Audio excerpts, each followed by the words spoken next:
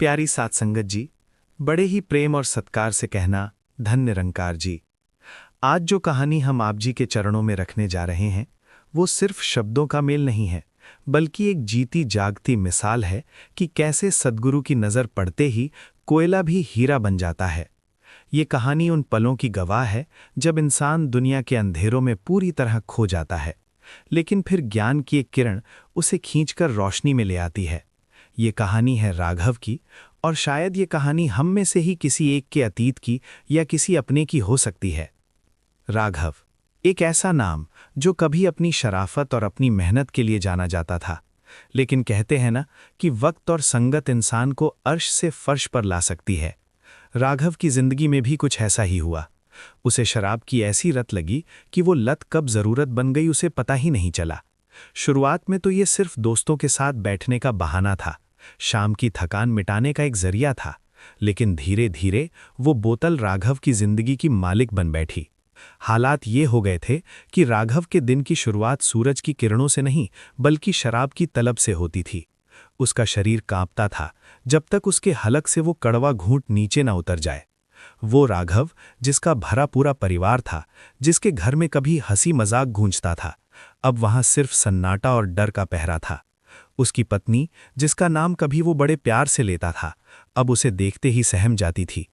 उसके छोटे छोटे बच्चे जो शाम को पिता के आने का इंतजार करते थे, अब पिता के कदमों की आहट सुनकर छिप जाते थे कि कहीं आज फिर पापा नशे में कोई तमाशा न करें। राघव रोज सुबह आईने में अपनी लाल आंखें देखता और खुद से कसम खाता, आज नहीं, आज मैं शराब को हाथ नहीं लगाऊंगा। आज मैं अपने बच्चों के लिए टॉफी ले जाऊंगा, अपनी पत्नी से प्यार से बात करूंगा। वो घर से निकलता तो पक्का इरादा करके, लेकिन जैसे जैसे सूरज ढलता उसके अंदर का वो शैतान जागने लगता। उसके हाथ पैर टूटने लगते, पसीना आने लगता और उसका दिमाग काम करना बंद कर देता।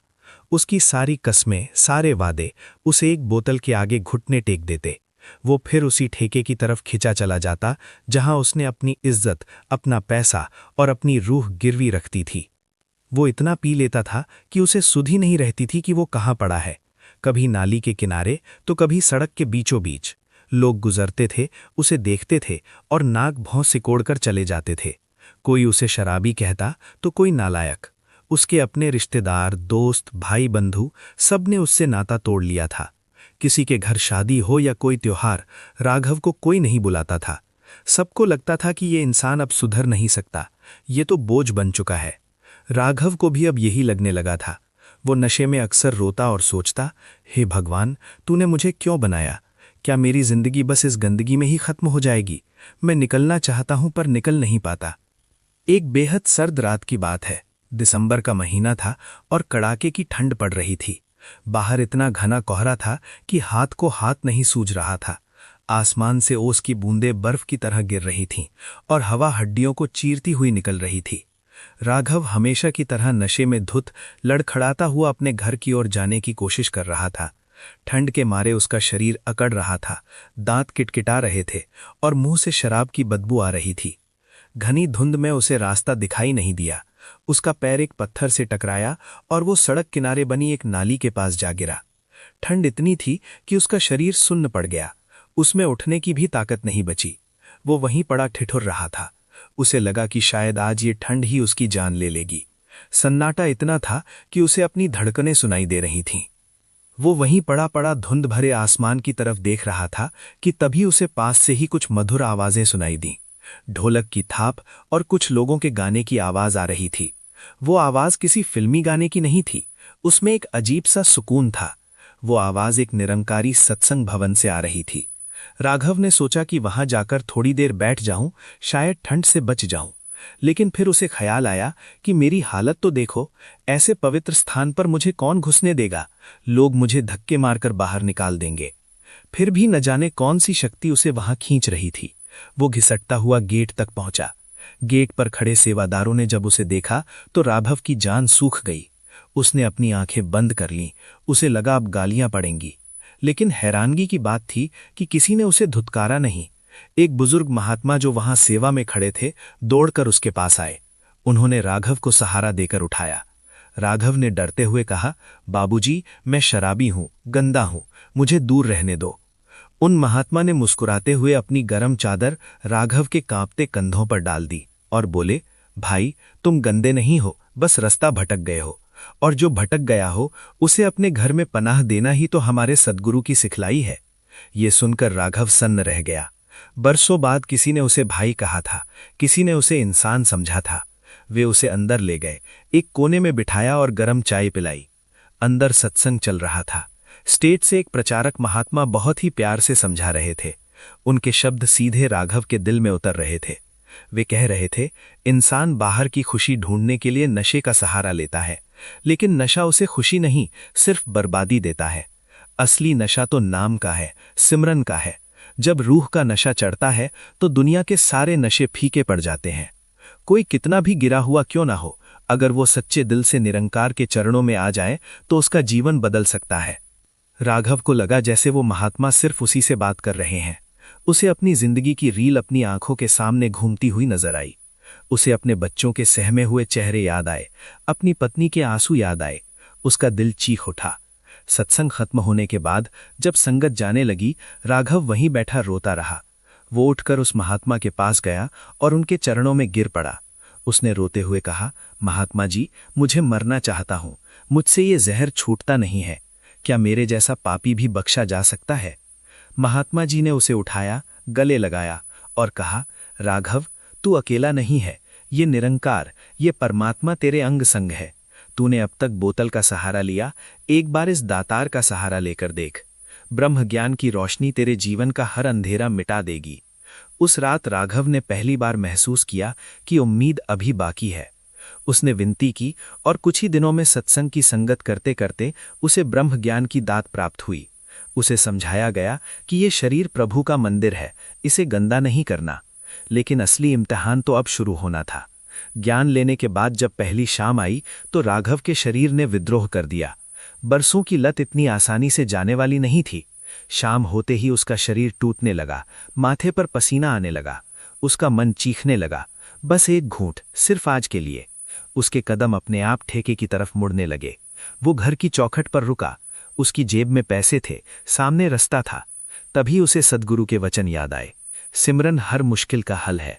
राघव वहीं जमीन पर बैठ गया। उसने अपनी मुट्ठियां भींच लीं और आंखें बंद करके जोर जोर से सिमरन करने लगा। तू ही निरंकार, मैं तेरी शरण, मैनू बख्श लो। उसका शरीर कांप रहा था, जैसे कोई जंग लड़ रहा हो। वो मन ही मन कह रहा था, हे दातार, आज मेरी इज्जत तेरे हाथ है। मुझे इस दलदल में दोबारा मत गिरने देना, मुझे शक्ति दे। वो 1 घंटा 2 घंटा लगातार बैठा रहा। पसीने से तरबतर हो गया, लेकिन अपनी जगह से नहीं हिला। और फिर चमत्कार हुआ। धीरे धीरे उसकी वो तड़प, वो बेचैनी शांत होने लगी। उसे एक अंदरूनी शांति महसूस हुई जो शराब के नशे में कभी नहीं मिली थी। उस रात वो जीता, उसकी इच्छा शक्ति जीती और सद्गुरु का ज्ञान जीता। जब वो कमरे में गया तो उसकी पत्नी जाग रही थी। वो डर रही थी कि अभी राघव नशे में आएगा और हंगामा करेगा, लेकिन राघव शांत था। उसने अपनी पत्नी की तरफ देखा, उसकी आंखों में आंसू थे। उसने हाथ जोड़कर अपनी पत्नी से कहा, सुमन, मुझे माफ कर दो, बहुत दुख दिए हैं मैंने तुम्हें, लेकिन आज मैं वो राघव नहीं हूं। आज मैं सद्गुरु का आसरा लेकर आया हूं। उसकी पत्नी को विश्वास नहीं हुआ, लेकिन उस रात घर में शांति रही। ये सिलसिला अगले दिन भी चला, उसके अगले दिन भी। राघव ने अपना रूटीन बदल दिया। शाम होते ही जब तलब उठने का समय होता, वो सीधा सत्संग भवन चला जाता। वहां जाकर वो सेवा में लग जाता। कभी झाड़ू लगाता, कभी लंगर में बर्तन मांजता, कभी प्याऊ पर पानी पिलाता। जो हाथ कल तक लड़खड़ाते थे, आज वो साध संगत के जूतों की धूल साफ कर रहे थे। सेवा करते करते उसके मन का मैल धुलने लगा। धीरे धीरे राघव के चेहरे की रंगत बदलने लगी।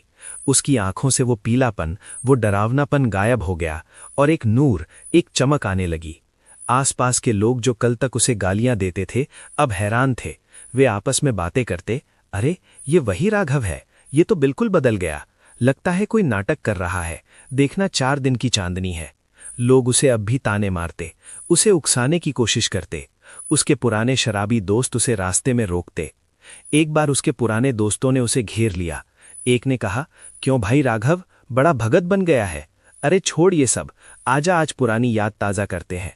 आज तेरे भाई के पास बहुत बढ़िया माल है। वे हंसने लगे।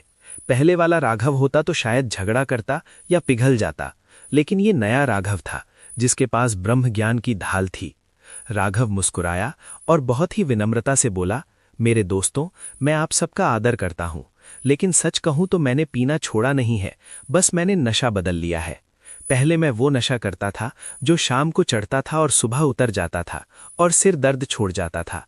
अब मैंने नाम का नशा कर लिया है, जो एक बार चढ़ जाए तो पूरी जिंदगी नहीं उतरता। और ये नशा मुझे गिराता नहीं, बल्कि मुझे और ऊंचा उठाता है। आप भी कभी आकर देखो उस दरबार में, वहां बिन मांगे वो मस्ती मिलती है जो दुनिया की किसी बोतल में नहीं। उसकी बातों में इतना ठहराव और इतनी सच्चाई थी कि उसके दोस्त निरुत्तर हो गए। वे अपनी नजरों से गिर गए और चुपचाप वहां से चले गए। समय बीतता गया। राघव के घर में खुशियों ने दोबारा दस्तक दी। उसने फिर से काम शुरू किया। मेहनत की कमाई घर आने लगी।